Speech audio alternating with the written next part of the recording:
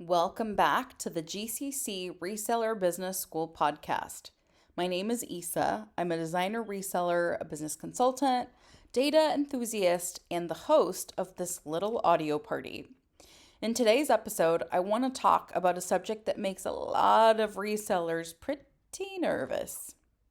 It is, coincidentally, one of my absolute favorite subjects, money management, and how money can be leveraged as your number one business tool and molded into your number one employee.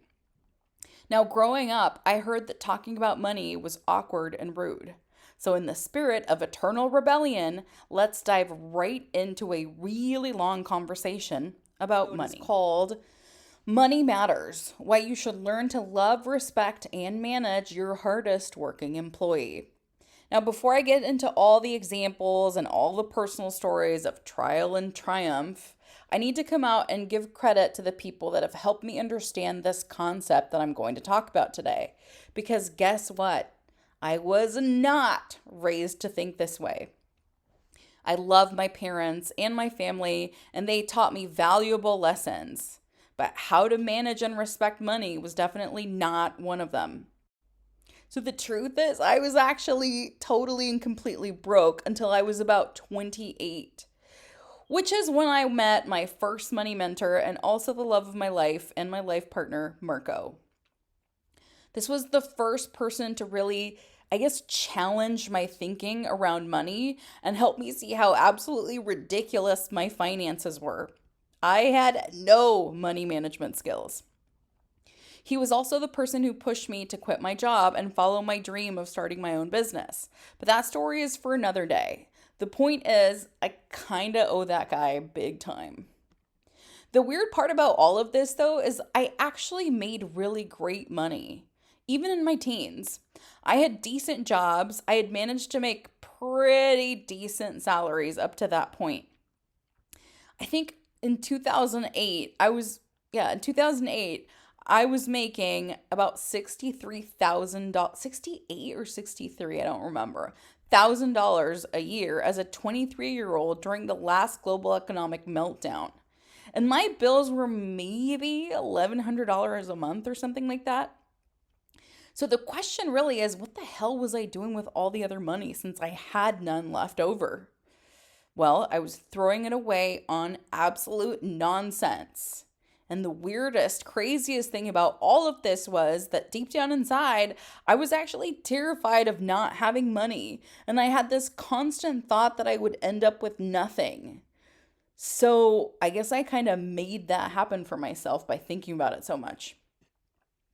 But back to the money self-sabotage and where it all started.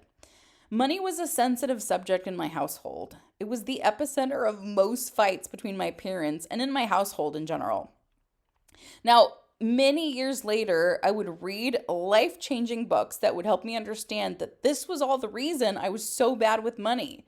It's because of the associations I had with it. Now, before I go into this next part, I want to strongly suggest that you read the next 3 books I'm going to talk about if you have not done so. They have the power to completely transform your life, not just your business or just your monthly finances, your life. The books that I recommend you go and get now if you have not done so are Rich Dad, Poor Dad, Secrets of the Millionaire Mind, and The Psychology of Money. I've actually linked them down below on the episode, so you can go ahead and access them there. There are others that I love and always recommend, but these 3, life-changing. So anyway, the reason I was so bad with money was because of the experience I had with it growing up. I won't get into too many details about that, as this isn't really my story to share. There are a few of us involved in the family, and each person had their own experience and role within the story. But let's just say that my parents were pretty well off for a long time. We lived a pretty #blessed life until one day shit hit the fan and it all came crashing down. All of it. And I basically went from being a little princess, little useless princess, to literally not having a place to live. Now, nobody knew exactly how bad it was because we went to live with my grandmother, who lived in a nice 3 bedroom condo. She had the big, corporate job in a nice area. She had a cleaning lady who was basically our second grandmother. So, for all intents and purposes, we looked like we were okay.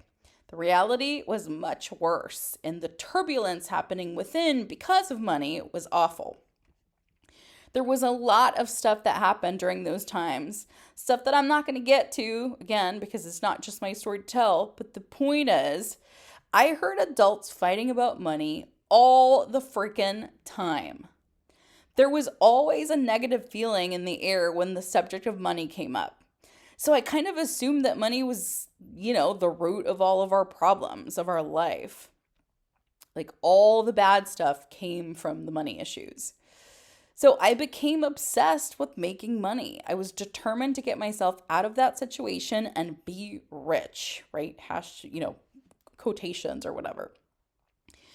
I promised myself that I would never go through this shit again and feel the ways I felt and have those issues. So here's the thing. I had strong motivation to grow and to make something of myself, right?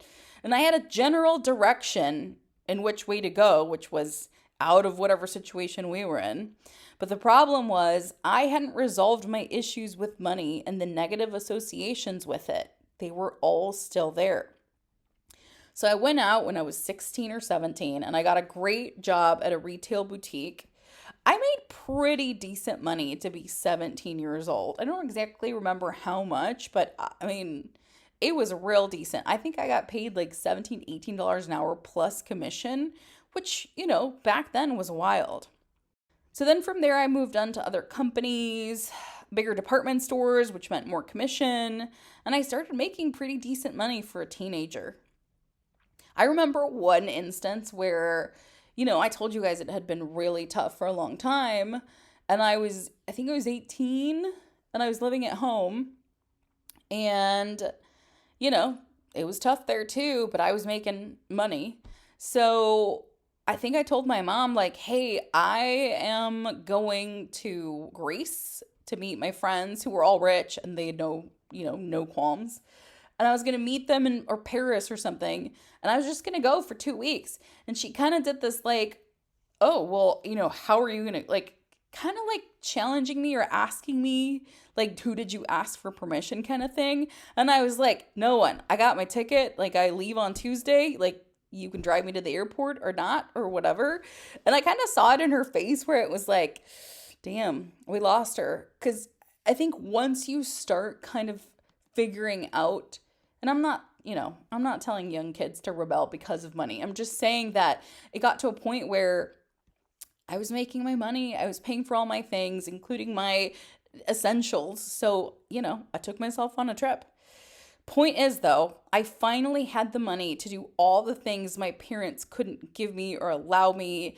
And not that I was trying to keep up with the Joneses, but it was really hard growing up with like really wealthy girls, and I was very far from that.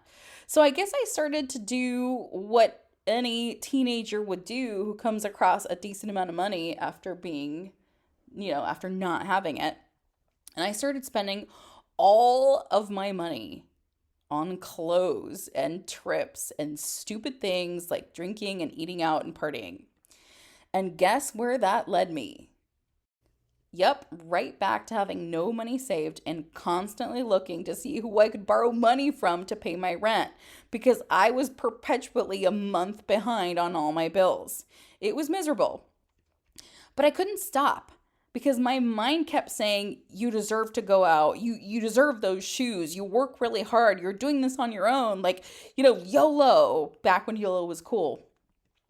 So this slippery cycle continued until I was about 28. Yeah, 28. When I met Marco, a very financially savvy and opinionated person. And he started asking all sorts of questions that I had no answers to. Like, why do you buy a banana for $1 every day at Pete's Coffee when you could just buy a bunch of them at the supermarket for a lot less? I don't know, Marco, because to be honest, I was still in my YOLO phase and I didn't even know what bananas were worth because I just kept going in the cycle, right? I had the dollar to spend on the banana. I was on my way to work. It's like, how is this really going to hurt me? It's a dollar. But boy, did I learn lessons on that, right? So, very, very long story short, he, along with Rich Dad, Poor Dad, helped me completely clean up my financial act. Because the reality is, like I told you, I was making decent money. I should have had enough to save and invest and, shoulda, woulda, coulda. I guess when you're young, you don't think about these things, but I made a lot of money. The market was in a good place where my investments could be worth a lot of money right now. I just didn't have the schooling for it or the mind for it. So he starts helping me make these changes, track my money, figure out where it's going, start to save, start to invest. When I met him at age 28, which is funny because a lot of people DM me and they're like, I feel like I started too late. I'm 23, I'm 25. And I'm like, okay, if you think that's late, right? There's no such thing as late. Start whenever you can. But me, at 28, I had exactly negative $2,000 to my name. I want to say 1,500, but I feel like it was closer to 2,000. So that was my situation when I met him and started kind of going on a new financial path and reading about finances and trying to help myself out. And then when I quit corporate America at 32, 33, I left with, I had like 50 grand in cash, which the money, some of that I spent stupidly and then learned about it. And I had stocks. Some of it I sold to fund the Global Collective, and others I still have. But the point is, I was able to build something and to have a stash and a little bit of a sense of security and what it feels like to have something to your name. I didn't work for like a year. I paid all my bills through my reselling. And Marco and I spent like a year and a half traveling before the world came to a close. I went on to start the Global Collective with $7,000 in cash. I've talked about this many times because I think a lot of people in the community have a little bit of a warped perception of profit cost and investment into the business. So $7,000 is the only amount of money Isa Diaz person has ever put into the Global Collective. And let's just say that I have been making a real decent living ever since, while traveling the world, all from that initial $7,000 investment. So now, a few years later, the Global Collective now owns its own inventory. It's got digital products, right? The dashboard, of course, and it continues to invest in itself and grow. And guess what? I continue to get paid real decently to run the business remotely. Get paid every month. I pay for the girl that works for me every month. Well, bi-weekly or whatever. But I would say that's a pretty good use of those $7,000, right? So now let's play sliding doors. If you don't know what I'm talking about, you've never seen the Gwyneth Paltrow movie. And I suggest that you go dig it out of the archives. It's a must. The point of the movie is to show you the two possibilities of this woman's life. Basically, what her life would have been if she had gotten on the train versus if she had not gotten on the train, and all the things that unfold from that single action, taken or not taken. It's really good, and I mean, it's really good in like a 90s sense, but I still recommend you watch it. But point is, imagine that I had kept the $7,000 in my savings account instead of investing it into the Start the Global Collective. Let's say I was still scared of losing the money and I figured it was better to lock it up safe than to lose it in an investment. Okay, let's play it out. So if I had kept $7,000 in my checking account, because let's be real, that's where it was, I had no idea high yield savings accounts even existed back then. Today, I would have a grand total of $7,141. Yay, $141 made in 4 years. Now, I calculated this in an average of 0.05% interest because for the last 4 years, the rates varied between like 0.06 and 0.03. It was actually, it was 0.04 4.5, but I made it 5 just to be easier. So I actually gave myself even more credit than what I would have gotten, right? So what would you rather have for your $7,000 in hand if you were me? Would you rather have hundreds of thousands of dollars returned over the last 4 years? I'm not exaggerating. Or a whopping $141 profit over 4 years of your money's solitary confinement. Sounds scary, right? Which one sounds more scary to you, though, now? Even if you're one of those people that's scared of investing.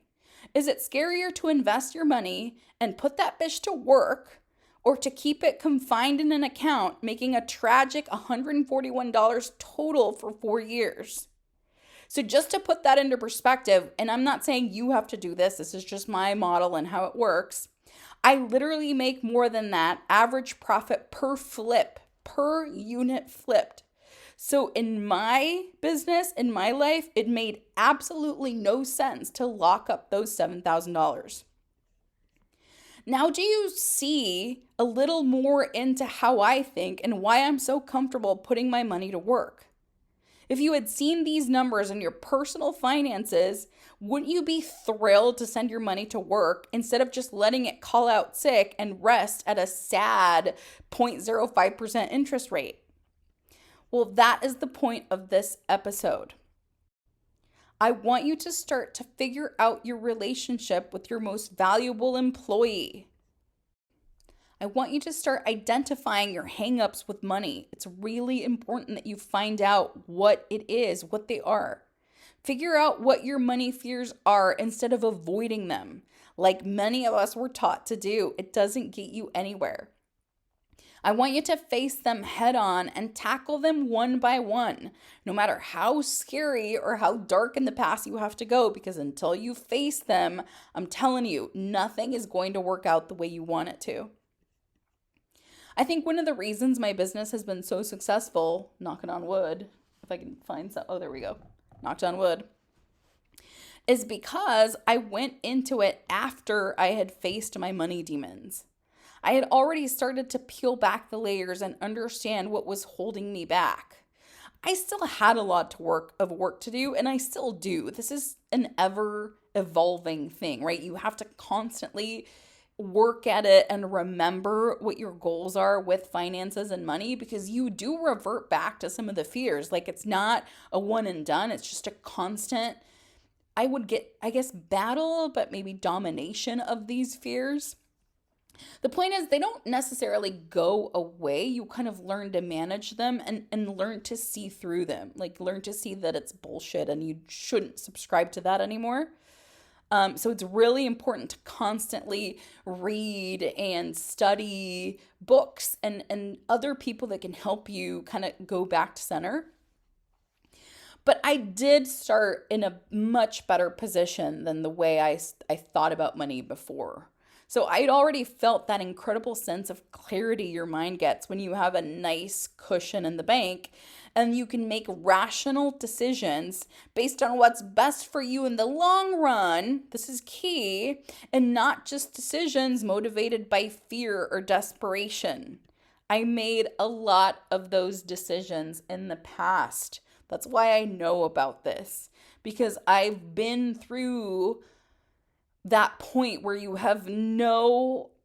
feel like there's no way out and you start making silly, irrational decisions that you wouldn't have made if you had a little bit of security, a little bit of backing. So that's important to understand. I do get asked all the time how I'm able to get those big profit flips, right? The $500s, $1,000s flips. You know how? I invest in bigger, better product that has a higher probability to flip for a lot more.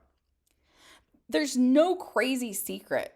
I mean, there kind of is. I have a really solid business strategy that includes sourcing and pricing, and it's all based on market data and past numbers, yada, yada, yada. Oh, all of that. I mean, that's really important for sure, but the reason I'm constantly hitting those bigger flips is because I'm going after better product. And everyone could go after better product. And I'm not just talking about designer. right?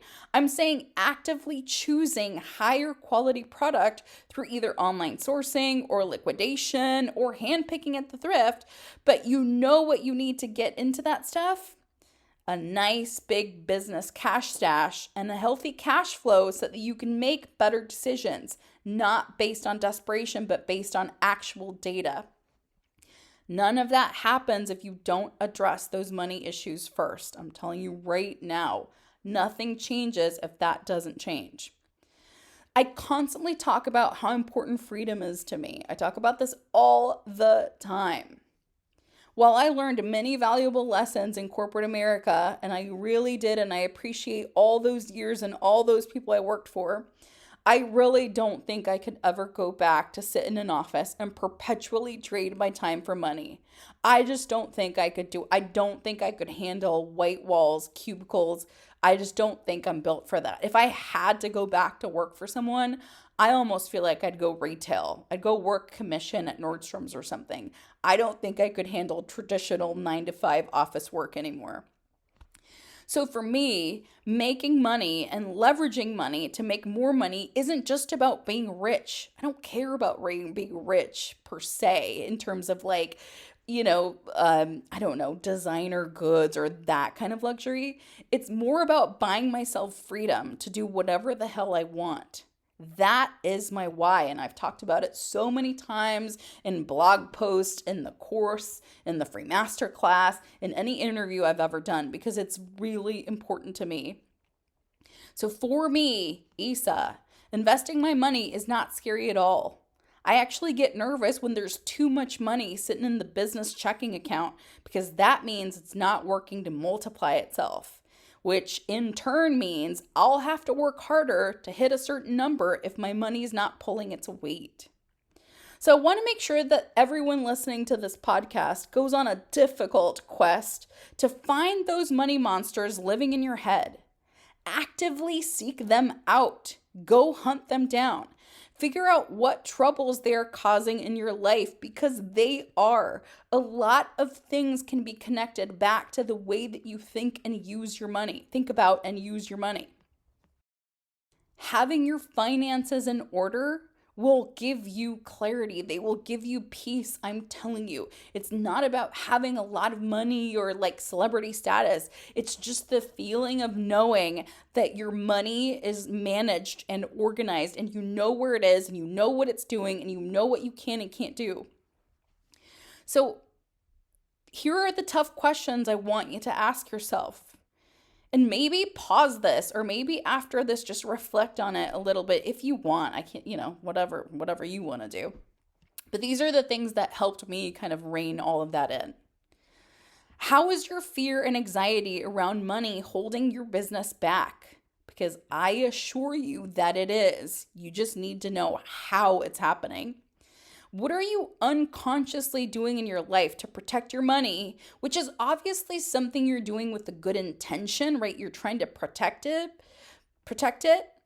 but it's having the opposite effect. It's actually hurting your business or your finances. So you got to figure out what those actions that you're taking that you think are better for you, they're actually literally holding your business back. Like imagine ropes around it. Okay. So now I'm not saying, I got to make sure that this is clear. I am not saying go hard and go dump all of your money into designer goods. Absolutely not what I'm saying. Don't go dump all your money into the stock market. Not what I'm saying. What I'm not saying is dispose of your cash as soon as you can, even if it's a doubtful investment. I'm actually huge on saving. I'm huge on having a solid business cash stash in case shit hits the fan or opportunity comes up. And same thing for the personal emergency fund. I think everyone should work towards having 4 to 6 months of money for your bills just sitting there. My business build out course students are basically forced to start and maintain business and personal emergency funds because, the whole mental clarity thing or whatever. But let's take that. So let's go back to the $7,000 example. So let's take that $7,000 I invested to start the JCC. I had money in stocks and savings at that point. So I had my emergency stashes covered, right? This was just $7,000 that was sitting in my checking account doing nothing. Originally, it was there because I felt safe, right? Quotations, because a feeling isn't necessarily a reality, by looking at it, by knowing that it was there. But then I realized that it was a big waste of resources, and I sent those 7,000 to work. And this is what it got me. So I really hope that this episode reaches the right person. That person that is constantly worried and scared and anxious about money, always experiencing the scarcity aspect of it. I really, really hope you find the other side of it because it's there. I hope you realize that even in that tough spot that you're in, there is a way out. And sometimes you need to be willing to invest in your business to grow it. That's the only way through. I can't tell you how many of my students and consultation clients in the past would tell me how scared they were to pay up. How they just couldn't imagine spending like, $50 on a single piece. Like wild. Yet they were willing to invest thousands on items that would bring them minimal returns. They were okay with the little water drop spending, right? Which adds up to big amounts. They just couldn't handle the $50 out at once. That was a hang up. I want you to really think about why you do what you do when it comes to investing your money, investing in your business, just your finances in general. Start asking yourself the big questions about why you do what you do.